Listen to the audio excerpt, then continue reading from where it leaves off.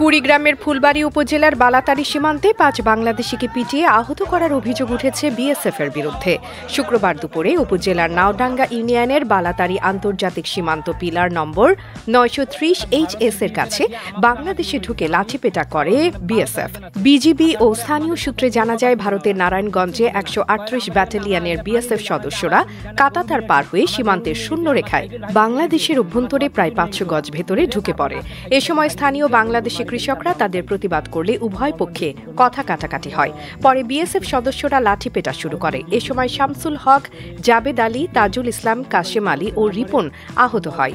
এই নিয়ে সীমান্তে উত্তেজনা শুরু হয়। বাংলাদেশি বাসিন্দারা লাঠি হাতে সীমান্তে জড়ো হতে থাকে। বিজিবির গোরখ মণ্ডল বিওপি ক্যাম্পের হাবিলদার দেলবর হোসেন ঘটনার সত্যতা নিশ্চিত করে বলেন, বর্তমানে সীমান্তে পরিস্থিতি শান্ত রয়েছে।